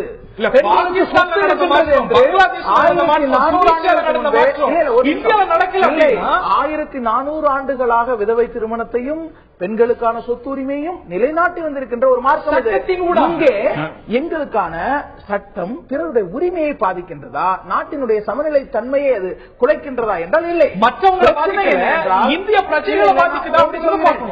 பிரஜைகள் எந்த விதத்திலும் பாதிக்கவில்லை. இங்கே விவேகானந்தர் உலகமெல்லாம் அதுக்கு பதில் சொல்கின்றேன். விடுதலை அடைந்த இந்தியா, விடுதலைக்கு முன்னால் முஸ்லிம்களுக்கு தனி தொகுதி முறை இருந்தது. பல்வேறு உரிமைகளை விட்டுக் கொடுத்து விட்டு கண்ணியமிகு காகிதமில்லத்தருடைய அரசியல் நிர்ணய சபையில் வைத்த வாதத்தில் கல்வியில் பின்தங்கி இருக்க. இன்றைக்கும் சச்சார் அறிக்கை என்ன சொல்கின்றது, அறிக்கை என்ன சொல்கின்றது, ஆரம்பித்து நாங்கள் ஒன்றும் இங்கே இந்த வாய்ப்பு தேவை, இந்த சோசியல் ஜஸ்டிஸ் தேவை. ஒரே ஒரு இந்து சிவில் கோடை பிற சமயத்தின் சகோதரர் ராகவன் அவர்கள் அடிக்கடி இந்துக்கள் பள்ளிக்கூடம் ஆரம்பிக்க முடியல, கல்லூரி ஆரம்பிக்க முடியலன்னு கேட்கிறார். ராகவன் அவர்கள் பெரும்பான்மை பாசிசம் தேசியவாதமாக புரிந்து கொள்ளும் அபாயம் உண்டு என்று நேரு சொன்னார். அது நடந்துவிடக் அடிக்கடி காலத்தின் அவசியமா அப்படிங்கிற கேள்வி ஒரு பக்கம் எழுந்திருக்க, கருத்தொற்றுமை இல்லாமல் நடக்கக்கூடாது. அதை தாண்டி பல தனிச்சட்டங்கள் இருக்கக்கூடிய குறைபாடுகள் நீக்கப்பட வேண்டும். ஒரு கருத்தொற்றுமை உருவாக்க வேண்டும். கருத்தொற்றுமையோடு தான் கருத்தொற்றுமையோடு தான் எந்த ஒரு அடுத்த கட்ட நகர்வும் இருக்கணும் அப்படிங்கிறது தான் பொதுவான பார்வையாக இருக்க முடியும். பொது சிவில் சட்டம் தேவையா? பல கட்டங்களில் விவாதம் நடந்து எடுக்கப்பட வேண்டிய முடிவு, அதைத்தான் சட்ட அமைச்சர் சொல்லியிருக்கிறார். அந்த விவாதங்கள் எப்பொழுது தொடங்க போகிறது, தொடர்ந்து எழுந்திருக்கக்கூடிய கேள்வியாக இது நீடிக்கிறது. நேற்று நிகழ்ச்சியில் பங்கு பெற்ற திரு ராகவன் அவர்களுக்கும், திரு ஹாஜாக்கனி அவர்களுக்கும், திரு எர்னஸ்ட் பால் அவர்களுக்கும், ஜஸ்டிஸ் வள்ளிநாயகம் அவர்களுக்கும், பார்த்தனர்களுக்கும் நன்றி. ஆயுத நீட்சிக்கு வரவேற்கின்றோம். சென்னை மாநில கல்லூரி மாணவர்கள் தொடர் போராட்டத்தில் ஈடுபட்டு வருகிறார்கள். உள்ளிருப்பு போராட்டம், உண்ணாவிரதம் என்று பல்வேறு வடிவங்களில் போராட்டம் தொடர்கின்றன. எங்களுடைய கல்லூரி தேர்தல் நடத்தணும் அப்படிங்கிற ஒரு கோரிக்கையை முன்வைக்கிறார்கள். அரசியல் கட்சிகள் சிலவும் ஆதரவு தெரிவித்திருக்கிறார்கள். இந்த மாதிரி வெவ்வேறு வடிவங்களில் போராட்டம் தொடர்ந்து வருகிறது. இதனது நோக்கம், இதனது காரணங்கள், இது சார்ந்த கேள்விகள் எழுந்திருக்கின்றன. இது அரசியலாக்கப்படுகிறதா? நியாயமான கோரிக்கைகள் ஏற்கப்படாமல் இருக்கிறதா? பல கேள்விகள் எழுந்திருக்கின்றன. விவாதிப்போம். திரு முத்து வீர கணபதி அவர்கள் இணைக்கிறார். முன்னாள் கல்லூரி கல்வித்துறை இயக்குனர், அதே போல மாநில கல்லூரி மாணவர் திரு ராஜாராமன் அவர்கள் இணைக்கிறார். நான் ராஜாராமன் தான் ஆரம்பிக்கணும் நினைக்கிறேன். ஏன் இவ்வளவு உக்கிரமா போராட்டம்? மாணவருடைய உரிமைகளை கேட்பது வக்கரமான போராட்டம் இல்லை. வக்கரம் சொல்ல, உக்கிரமான போராட்டம் இல்ல. அதாவது மாநில கல்லூரி என்பது 175 வருடம் பழமைமிக்க கல்லூரி. இந்த கல்லூரியில் பல்வேறு ஆண்டு காலமாக மாணவர் பேரவை தேர்தல் என்பது நடந்து வருகிறது. அதாவது போன வருடம் கூட கல்லூரி மாணவர் பேரவை தேர்தல் இருந்தது. இந்த கல்வியாண்டில் ஆகஸ்ட் மாதம் நடக்க வேண்டிய மாணவர் பேரவை தேர்தல் என்பது இன்னைய நாள் வரையும், போன முறை அதுக்கு முந்தின முறை எல்லாம் கல்லூரி தேர்தல் நடந்தது. அதுக்கு பிறகு நடந்த வன்முறை சம்பவம் இல்ல. அதாவது இன்னைக்கு நந்தனம் கலைக்கல்லூரி எடுத்துங்க, பச்சையப்பன் கல்லூரி எடுத்துங்க, 2 கல்லூரியிலும் மாணவர் பேரவை தேர்தல் என்பது இல்ல. ஆனாலும் அங்க சண்டை போட்டுக்கிறாங்க. என்ன காரணம்? அதனால பிரசிடென்சி காலேஜில் சண்டை போட்டுக்கிறதால தான் மாணவர் பேரவை தேர்தல் ரத்து செய்வோம் என்பது தவறான. இந்த மாதிரியான தேர்தல்களை பார்க்கும்போது, சமீபத்தில் நடந்த சம்பவங்கள் எல்லாம் பார்க்கும்போது, சட்டப்பேரவை நாடாளுமன்ற தேர்தல்கள் இதை விட அமைதியா நடந்திருக்கோ அப்படிங்கிற எண்ணம் பலருக்கு வருது. இல்ல இதைவிட சட்டசபை தேர்தல் வன்முறையான அதுல ஒரு பெருமையா? ஆமா. இல்ல, ஒரு கல்லூரி வளாகம் அப்படிங்கிறது எல்லா மாணவர்களும் சேர்ந்து சுமூகம் இருக்க வேண்டிய ஒரு நிலைமை. ஆனா இதே உங்க கல்லூரியிலேயே சமீபத்தில் நடந்த ஒரு சம்பவங்கள், காவல்துறை வர வேண்டிய அளவுக்கு ஒரு நிலைமை வந்திருக்கு அப்படின்னா, கல்லூரி நிர்வாகம் கூட ஒரு காசனை அணுகத்தானே செய்யும். பீஸ்ஃபுல்லா சுமூகமா எந்த விதமான பிரச்சனையும் இல்லாம நடந்து வருகிறது அப்படிங்கும்போது கல்லூரி நிர்வாகம் மறுக்குது அப்படின்னா அதுல ஒரு ரேஷனல் புரிஞ்சுக்க முடியும். இந்த மாதிரியான பிரச்சனைகள் உங்க கல்லூரியில மற்ற கல்லூரிகள நடந்திருக்கு அப்படிங்கும்போது கூடுதலா ஒரு காஷனும் டிலேவும் இருக்கிறது அப்படிங்கிறது ஒரு இயல்பான விஷயம் தான். நீங்க சொல்வது கரெக்ட் தான். அதனால மாணவருக்கிடையே வன்முறை வருது என்பதற்காக மாணவர் பேரவை தேர்தலை ரத்து செய்துவிட்டால் இது மாணவர்கள் சண்டை போட்டுக்க மாட்டாங்களா? நான் முத்துவீர கணபதி அவர்கள்ட்ட தான் கேட்க விரும்புறேன். ஜனநாயகத்துக்கான ஒரு அடிப்படை தளமாக கற்றறிக்கக்கூடிய ஒரு லெபார்டரியா இருக்க வேண்டிய ஒரு இடம் தான் இந்த மாதிரியான தேர்தல் அமைப்புகள். அது மறுக்கப்படும் பொழுது இந்த ஒரு கோரிக்கைகள்ல நியாயம் இருப்பதா நீங்க கருதலையா? கோரிக்கையில் நியாயம் இருப்பதாக நான் கருதுகிறேன். 365 நாட்களில் 180 நாட்கள் தான் கல்லூரி. 185 நாட்கள், அதாவது கிட்டத்தட்ட 6 மாசம் விடுமுறை. இந்த 180ம் 90 நாள் ஒரு செமஸ்டர், அடுத்து ஒரு 90 நாள் ஒரு செமஸ்டர். இதற்குள்ளாக இந்த மாணவர்கள் தங்களுடைய கல்வியை பயின்று தங்களுடைய வாழ்க்கைக்கு அடித்தளத்தை அமைத்துக் கொள்ள வேண்டும். அதுதான் முக்கியம். தேர்தல்ங்கிறது இன்னைக்கு அவர் பிரசிடண்டா இருப்பாரு, இல்ல ஜெனரல் செக்ரட்டரியா இருப்பார். அடுத்த ஆண்டு அவர் அது இல்லை, அந்த பதவி இல்லை. அவருக்கு தேவையான பதவி அவர் வாழ்க்கைக்கு தேவையான பதவி. அந்த பதவிக்கு அவர் தயார் பண்ணணும். அதற்கு இன்றைக்கு போட்டியான உலகம். 1 கோடி பேர் எம்ப்ளாய்மெண்ட் தேர்தலின் மூலமா நிலைநாட்டக்கூடிய நாடு. அப்படி இருக்கும்போது அதுக்கு ஒரு முன்னோட்டமா கல்லூரியில் இருக்கக்கூடிய ஒரு அரசியல் அமைப்புகள், அதுல இருக்கக்கூடிய ஒரு ஜனநாயகம் இருக்கணுங்கிற எதிர்பார்ப்பு.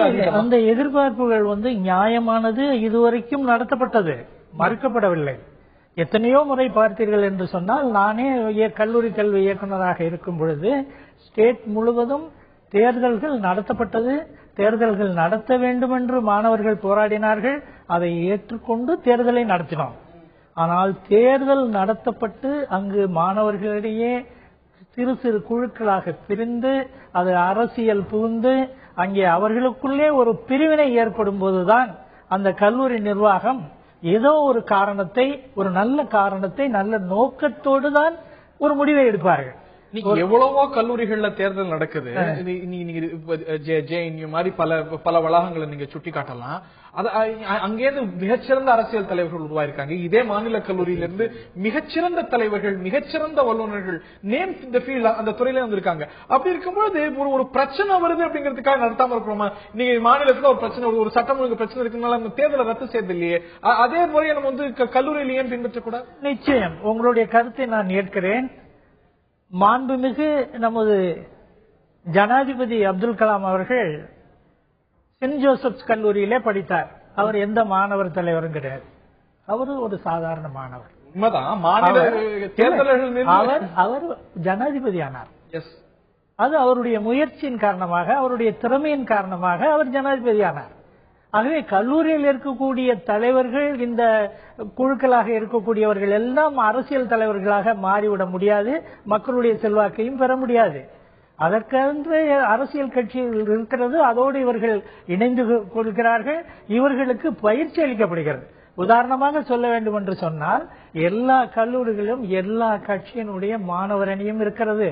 அவர்கள் மாணவர் பாசறை என்று சொல்லி இவர்கள் எல்லாம் அழைத்து அவர்களுக்கு என்னென்ன ஆளுமை வர வேண்டுமோ இங்க பூந்துருச்சு அப்படிங்கிற குற்றச்சாட்டு பிரதானமா இருக்கு. இல்ல மாணவருடைய போராட்டத்தை மாணவர்கள் தான் கையில் எடுக்கிறாங்களோ என்று, ஒரு சில மாணவர்கள் மட்டும்தான் அந்தந்த கட்சிகளில் இருப்பார்களோ என்று, அனைத்து மாணவர்கள் அரசியல் கட்சியை சேர்ந்த தலைவர்கள் வராங்க, உங்க வளாகத்துக்கு வராங்க, அவங்க உங்களை சந்திக்கிறாங்க. அப்படிங்கும் போது அந்த சமயத்துல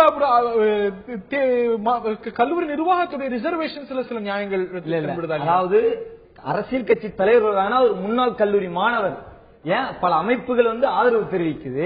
மாணவருடைய போராட்டத்திற்கு ஏன் மாநில கல்லூரியில மாணவர் பேரவை தேர்தல் இல்ல? என்ன காரணம்? மாணவருடைய ஜனநாயக உரிமையை ஏன் பறிக்கிறீங்க? ஜனநாயக உரிமையா ஒற்றுமையா அப்படின்னு பார்க்கும்போது திரு முத்துவேல் கணபதி சொல்லும் போது இந்த ஒற்றுமை அப்படிங்கிறது பாதுகாக்கப்பட வேண்டியதா நிர்வாகங்கிறது. இதே போல தொடர்ந்து வருஷம் தேர்தல் நடக்கக்கூடிய வளாகங்கள் இருக்கு.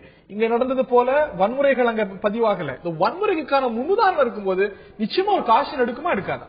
கண்டிப்பா நீங்க சொல்லுவது 100 ஏற்றுக்கொள்ளக்கூடிய விஷயம். பிரசிடென்சி காலேஜுக்குள்ள ஏன் மாணவர்கள் சண்டை போட்டுக்கிறாங்க? என்ன காரணம்? இன்னைக்கு பிரசிடென்சி காலேஜை விட்டு வெளியில வந்தாலும் மாணவர்கள் சண்டை போட்டுக்கிறாங்க. என்ன காரணம் அப்படின்னு பாத்தீங்கன்னா, மாணவருடைய அடிப்படை தேவைகளை அங்க வந்து சரி செய்யப்படுதாங்கிறது இல்ல. கல்லூரி நடக்கக்கூடிய மாணவர்களுக்கிடையே அடிச்சுக்கிறது, இந்த மாதிரி ஆயுதங்களை வச்சு தாக்கிக்கிறதெல்லாம் வந்து அடிப்படை தேவைகளுக்காகவா? அதாவது கல்லூரிக்குள்ள ஏன் சண்டை போட்டுக்கிறாங்க கேட்ப மாணவருடைய தேவைகள் உள்ள இயற்பியல் ஆசிரியர் பாடம் சரியா நடத்தல, இங்க வந்து கல்வி தரம் குறைவா இருக்கு, இதுக்குதான் சண்டை வருதோ? இதுக்கு சண்டை இல்ல. அதாவது மாணவருக்கு தேவையான கல்வி அங்க புகுத்தப்பட்டா மாணவருடைய திசை, அதாவது கவனங்கள் வந்து திசை திருப்பப்படும். ஆயுதங்களால் நடக்கக்கூடிய சண்டையெல்லாம் இந்த கல்லூரியில் நடக்கக்கூடிய அடிப்படை பிரச்சனைகள், தேவைகளுக்காக நடக்கக்கூடிய பிரச்சனைகள். அப்படி திசை திருப்பப்படுகிறது. வேற எதற்காக நடக்குது? அதாவது மாணவர்கள் வந்து கல்லூரிக்குள்ள வராங்க, கல்லூரிக்குள்ள வர மாணவர்கள் ஏன் வகுப்பிற்கு செல்லவில்லை? என்ன காரணம்? ஏன் கல்லூரி நிர்வாகம் கேட்கல என்ற கேள்வி வருகிறது. திரு முத்துவேல் கணபதி உங்களுடைய கமெண்ட்ஸ். அதாவது கல்வி என்பது அடிக்கடி நான் சொல்வேன் DCE என்று. DCE என்பது டிசிப்ளின், கண்ட்ரோல், எஜுகேஷன். இது மூன்றும் சேர்ந்தால்தான் அங்கு கல்வி சிறப்பாக இருக்கும். எஜுகேஷன் மட்டும் ஆசிரியர் வந்து வகுப்பறையில நின்னால் மட்டும் அங்கே வகுப்புகள் நடந்து விடாது. அங்கே கண்ட்ரோல் இருக்கணும், மாணவர்களிடையே ஒழுக்கம் இருக்க வேண்டும், டிசிப்ளின் இருக்க வேண்டும். இது மூன்றும் சேர்ந்தால் மட்டும்தான் அங்கே இருக்கும். நான் கல்லூரி கல்வி இயக்குநராக இருக்கும் பொழுது மாணவர் ஒருவர் ஒரு ஆசிரியரை ஒரு முதல்வர் முன்னால் கன்னத்திலே அறைந்தார். அதற்காக அவர் கல்லூரி விட்டு நீக்கப்பட்டார். ஒரு ஆசிரியரை அடிக்கக்கூடிய அளவுக்கு மாணவர் ஒரு இமோஷனலா செயல்படுறார். அப்போ இந்த தெம்பு, இந்த ஊக்கம் எங்கே வருகிறது? ஒரு மாணவர் தலைவர், நாம் எது வேண்டுமானாலும் செய்யலாம், அதனால மற்றபடி சாதாரண மாணவர் போய் ஒரு ஆசிரியரை அடிக்கிறது இல்ல. கொஞ்சம் ஒரு நிமிஷம் சொல்லுங்க. இது போன்ற சூழ்நிலையில வன்முறைக்கு கல்லூரியில இடமே கிடையாது. நீங்க அரசியல் நடத்துங்க, அரசியல் கட்சிகளா இருங்க, கருத்து மோதல்கள் எல்லாம் பண்ணுங்க. அமெரிக்க தேர்தல் போல யார் யார் நிக்கிறீங்களோ ஒரே பிளாட்ஃபார்ம்ல நான் வந்தா என்ன செய்ய போறேன், நான் வந்தா என்ன செய்ய போறேன் எல்லாம் சொல்லுங்க. ஆனா அடிதடி பண்றீங்க, பஸ் டேன்னு சொல்லி பாத்தீங்கன்னா பெரிய பிரச்சனை பண்றீங்க. இதுக்கும் கல்விக்கும் என்ன சம்பந்தம்? ஜனநாயகம் எந்த அளவுக்கு முக்கியமோ அந்த அளவுக்கு பேராசிரியர் சொல்வது போல ஒரு கட்டுக்கோப்பும் டிசிப்ளினும் ஒழுங்கும் ரொம்ப முக்கியமான ஒரு விஷயம் இல்லையா? கண்டிப்பா. அது இன்னைக்கு லைலா கல்லூரி எடுத்துங்க. லைலா கல்லூரியில கல்லூரி விட்ட உடனே மாணவர்கள் எங்க செல்றாங்கன்னா விளையாட்டு அரங்கத்துக்கு செல்றாங்க. அங்க போயிட்டு அவர்கள் கலை நிகழ்ச்சிகள் கத்துக்கிறாங்க, நாதஸ்வரம் கத்துக்கிறாங்க. இதே மாதிரி அவங்களுடைய நேரங்களை இப்படி பயன்படுத்துறாங்க, தன்னுடைய பிற விளையாட்டு அது சம்பந்தமா பயன்படுத்துறாங்க. அரசு கலைக்கல்லூரிகள்ல எத்தனை கலைக்கல்லூரியில விளையாட்டு மைதானங்கள் இருக்கிறது, விளையாட்டு மைதானங்கள் அந்த கோரிக்கைகள் தனி, அந்த கோரிக்கைகள் தனி.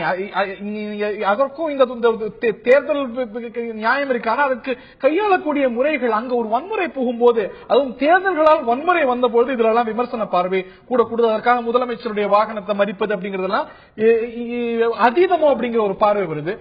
ரொம்ப சுருக்கமான இறுதியான கருத்து நிகழ்ச்சி நிறைவே செய்யணும். இவையெல்லாம் சற்று அதீதமா பார்க்கப்படுது. இல்ல, மாணவர்கள் தன்னுடைய உரிமைக்காக மாணவர் பேரவை தேர்தலை நடத்த வேணும்னு சொல்லி பல்வேறு ரீதியான கட்டமாக கல்லூரி வளாகத்துக்குள்ளே போராட்டம் நடத்தும். அன்னைக்கு போராட்டம் நடத்தும் போது கூட கல்லூரி வளாகத்துக்குள்ள வர்றதுக்காக தான் மாணவர்கள் அனைவரும் வந்தோம்.